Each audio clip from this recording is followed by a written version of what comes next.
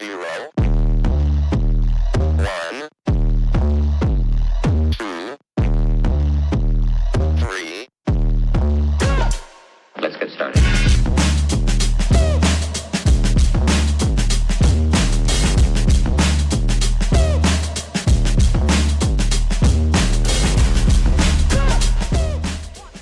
What's up, everybody? It's your girl, Dr. Nicole B. Simpson, CEO and President of Harvest Wealth Financial. So ecstatic to be back before you today. We're getting into the good stuff, the nitty-gritty of minding our business and standing on that same business. And so I hope that you are taking a moment out not only to learn, but to share, tag, text, tweet, subscribe wherever it is that you are seeing this video. I'm trying to make sure that they are short and sweet. I want to say thank you to everyone that has joined us and keep eagerly anticipating the next video. I wanted to start off just as a recap in starting where we're standing as we're standing on business. So I really address the needs of individuals that are W-2 employees.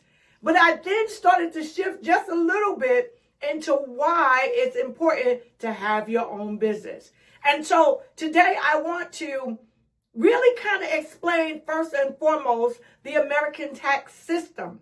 It is designed for W-2 employees or someone that works for an individual or those individuals that take the initiative and establish a business for themselves. So I want you to understand the significance of it. Many individuals will tell you, especially as a financial planning practitioner, for those individuals that may be struggling financially, having your own home-based business or an independent business will be very helpful to you in ensuring that the bottom line is what matters the most. Meaning, if I can help you to accumulate wealth, even if it means by taking into consideration some tax losses, along with what it is that you're earning because you're working towards something greater, bigger, better, more, then you'll find that in the first few years, while it may be a struggle, building a business works out more beneficially for individuals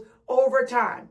As we journey through this next phase together, you're going to hear me say a whole lot.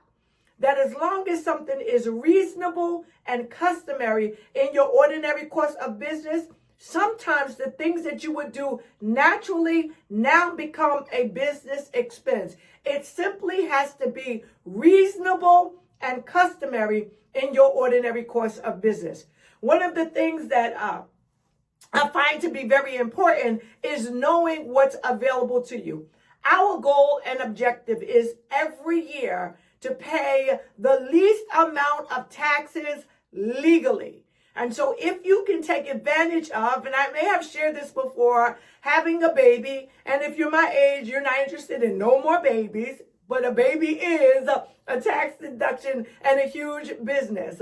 Having or owning a home, all of the incentives, and I know current tax laws may make that fluctuate one way or another, but typically when you're looking for things to reduce your tax liability, babies, businesses, and houses are the three areas in which one can really do some significant impact of reducing tax liability.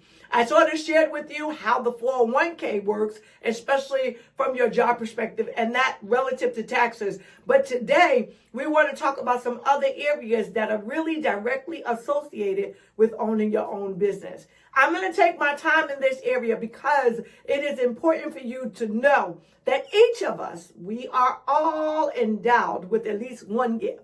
One gift, one skill set, one area of extraordinary creativity. You may not have found it yet, but remember, as the preacher, I remember that there is a parable in the Bible that says there was a man who came up to three servants, because he was going to go away for a while. I'm paraphrasing. To one, he gave 1 talent. To the second, he gave 2 talents. And to the third, he gave 5 talents. And so he went away. The one with the 5 talents doubled it. The one with the 2 talents doubled it. The one with the 1 talent buried it in the dirt.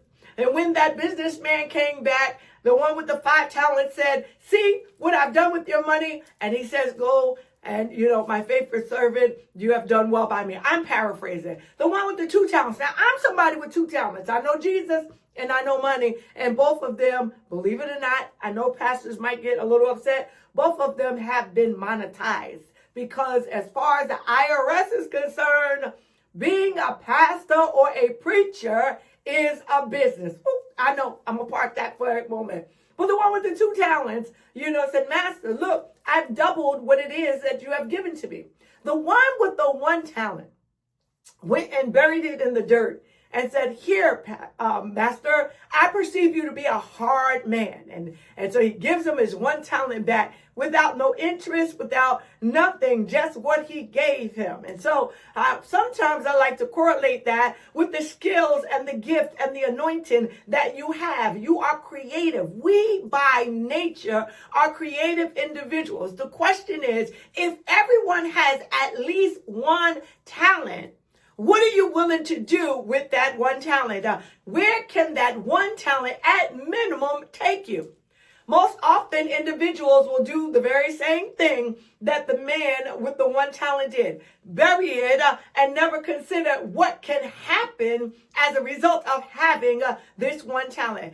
It doesn't matter how you start off, right? Because we all start off with different walks of life, and I get that. But many of us have within us, not many, all of us have within us something that will give us the ability to cultivate or nurture a skill or a gift or a talent and make it be productive for us in our lives. And so what the American tax system does is it helps us to monetize whatever that natural gift or ability may be, and it become beneficial from a tax perspective in the United States of America. The laws are favorable to individuals who will take a chance on them. So my question to you today is, are you willing, if I showed you how, to take that gift, that skill, that talent, and monetize it into your own business? The next time, I'm going to tell you how it works, especially if you have your own space where you can do it right out of your home. 0